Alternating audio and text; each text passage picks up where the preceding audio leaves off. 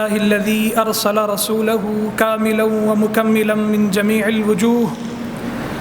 والصلاة والسلام على سيد الأنبياء والمرسلين وعلى آله وأصحابه أجمعين أما بعد فأعوذ بالله من الشيطان الرجيم بسم الله الرحمن الرحيم لقد كان لكم في رسول الله أسوة حسنة صدق اللہ العظیم۔ وہ کمال حسن حضور ہے کہ گمان نقص جہاں نہیں، یہی پھول خار سے دور ہے، یہی شمع ہے کہ دھواں نہیں۔ حمد و صلات کے بعد میرے نہایت ہی محترم اساتذہ کرام، طلباء کرام اور دیگر سامعین، السلام علیکم ورحمۃ اللہ وبرکاتہ۔ مجھے آج جس موضوع سخن پر لب کشائی کا موقع فراہم ہوا وہ ہے کامل و اکمل ذات مصطفیٰ۔ سامعین محترم، جان کائنات، رحمت دو جہاں، راحت جسم و جاں، جان ایمان ذات حبیب حضور نبی آخر الزماں کو اللہ جل مجدہ نے اس جہان فانی میں نسخہ جامعہ، حقیقت الحقائق، مرکز دائرہ، مراءۃ الحق والحقیقہ، کل شے، قطب ولی، روح ولی، اصل عالم اور انسان کامل بنا کر مبعوث فرمایا۔ کسی نے کیا خوب فرمایا، رخ مصطفیٰ ہے وہ آئینہ کہ اب ایسا دوسرا آئینہ، نہ کسی کی بزم خیال میں، نہ دکان آئینہ ساز میں۔ یعنی ذات بابرکات کو جملہ جہات و اعتبارات سے ایسا حسین جامع معطر زیبتن فرمایا گیا کہ کائنات ہست و بود میں تمام موجودات اور مخلوقات آپ ہی کی ذات کے ارد گرد مثل پروانہ محو رقصاں ہیں، کیونکہ آپ علیہ الصلاۃ والسلام کی ذات کے بے شمار و بے حساب گوشے ہیں، اور تمام تر گوشوں میں ذات مصطفیٰ کاملیت اور اکملیت کا مینار ہے، اور انہی گوشوں میں سے ایک گوشہ اسوہ حسنہ ہے۔ اللہ رب العزت نے ذات مصطفیٰ کو اسوہ نافعہ و کاملہ اور قدوت حسنہ قرار دیا اور ارشاد فرمایا، لقد کان لکم فی رسول اللہ اسوۃ حسنہ، تحقیق تمہارے لیے رسول اللہ صلی اللہ علیہ وسلم کی ذات میں نہایت بہترین نمونہ حیات ہے۔ بلا شک و شبہ بنی نوع انسان کے لیے اسوہ نافعہ و کاملہ وہی ہستی بن سکتی ہے جو خود کاملیت اور اکملیت کی صفات سے متصف ہو، یا وہ ذات جو اسی ذات کی ان صفات سے فیض یافتہ ہو۔ اللہ رب العزت نے حضور علیہ الصلاۃ والسلام کو تمام انسانیت کے لیے آئیڈیل اور رول ماڈل کا درجہ قرار دیا، اور خیرات و برکات، حصول و نعم و برکات کا مصدر اول بنایا، کیونکہ آپ وحی الہی سے گفتگو فرماتے ہیں، جیسا کہ ارشاد باری تعالی ہے، وما ينطق عن الهوى، اور وہ اپنی خواہش سے کلام نہیں فرماتے، ان ہوا الا وحی یوحا، ان کا ارشاد سراسر وحی ہوتا ہے جو انہیں کی جاتی ہے، اور آپ کے اوامر و نواہی منشا خداوندی کے تابع ہیں۔ اسی وجہ سے یہ فرمان باری تعالی ہے، وما آتاکم الرسول فخذوہ وما نہاکم عنہ فانتہوا، اور جو رسول تمہیں عطا فرمائے سو سے لے لیا کرو، اور جس سے تمہیں منع فرمائے سو سے رک جایا کرو۔ کیا مطلب؟ یعنی رسول اللہ صلی اللہ علیہ وسلم کی تقسیم و عطا پر زبان طعن نہ کھولو۔ سامعین احتشام، اسوہ نافعہ، اسوہ حسنہ در حقیقت سیرت و اخلاق کا نام ہے۔ لا محالہ سیرت و اخلاق تبھی کامل اور نافع ہو سکتے ہیں کہ جب انسان بذات خود کامل اور تام ہو۔ اسی وجہ سے آقا دو جہاں صلی اللہ علیہ وآلہ وسلم نے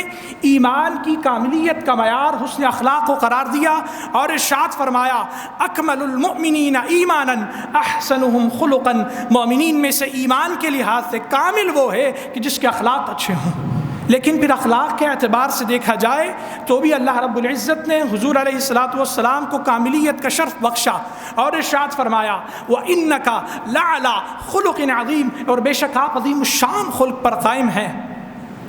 یعنی جس طرح حضور علیہ الصلاۃ والسلام کو اسوہ حسنہ اور اخلاق حسنہ میں کاملیت کا شرف بخشا، اسی طرح ذات مصطفیٰ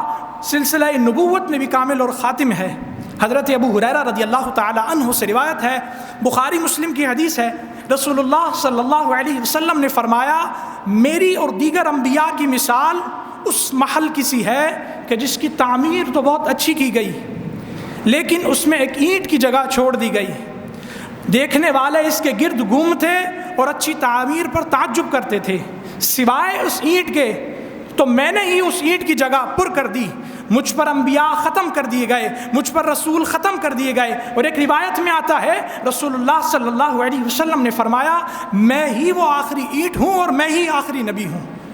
نثار علی اجاگر کہتے ہیں واللہ ادھورا تھا نبوت کا محل بھی، واللہ ادھورا تھا نبوت کا محل بھی، ارے سرکار کے آنے سے ہی تکمیل ہوئی ہے، سرکار کے آنے سے ہی تکمیل ہوئی ہے۔ اللہ رب العزت نے ذات مصطفیٰ کو اول الامر کاملیت کا درجہ عطا فرمایا۔ اگر ہم تاریخ حس و بود میں نظر دوڑائیں تو آپ جیسی صفات و کمال والا نظر نہیں آتا، اسی لیے شاعر کہتے ہیں تاریخ اگر ڈھونڈے گی ثانی محمد، ثانی تو بڑی چیز ہے سایہ نہ ملے گا۔ حضرت والا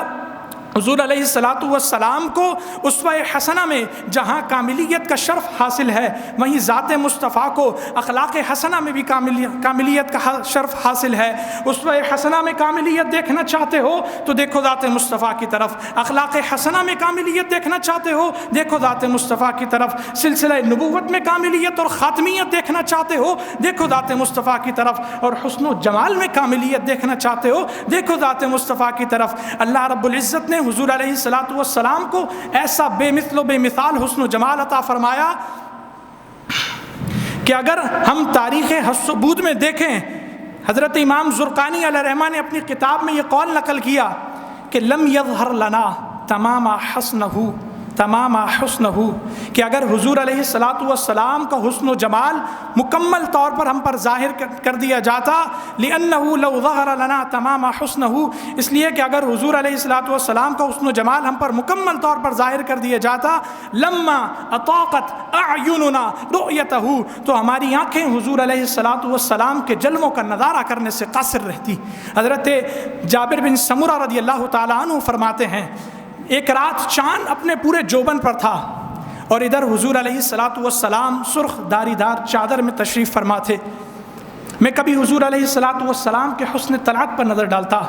اور کبھی اس چمکتے چاند کو دیکھتا، فَإِذَا هُوَ عِنْدِي أَحْسَنُ مِنَ الْقَمْرِ، بس میرے نزدیک حضور چاند سے کہیں زیادہ حسین لگ رہے تھے۔ حضرت براء بن عاطف رضی اللہ تعالیٰ عنہ فرماتے ہیں میں نے کوئی زلفوں والا سرخ جوڑا پہنے رسول اللہ سے زیادہ حسین نہیں دیکھا۔ حضرت حسان بن ثابت نے بڑے ہی دل فریب انداز میں حضور کا حسن و جمال بیان فرمایا، وَأَحْسَنُ مِنْكَ لَمْ تَرَ قَطُّ عَيْنِي، اور آپ سے حسین تر میری آنکھ نے کبھی دیکھا ہی نہیں، وَأَجْمَلُ مِنْكَ لَمْ تَلِدِ النِّسَاء، آپ سے جمیل تر کسی ماں نے جنا ہی نہیں، خُلِقْتَ مُبَرَّأً مِنْ كُلِّ عَيْبٍ، گویا کہ آپ کے رب نے آپ کو ہر عیب سے پاک پیدا فرمایا، كَأَنَّكَ قَدْ خُلِقْتَ كَمَا تَشَاءُ، گویا کہ یوں دکھائی دیتا ہے کہ آپ کے رب نے آپ کی صورت کو آپ کی خواہش کے مطابق بنایا۔ حضرت والا حضور علیہ السلام کی حقیقت کو اللہ رب العزت نے اپنی ذات سے مخفی رکھا، اور اس کے اوصاف اور آپ کے اوصاف ظاہری کو بھی وہی پروردگار عالم خوب جانتا ہے۔ حضور خود فرماتے ہیں اس ذات کی قسم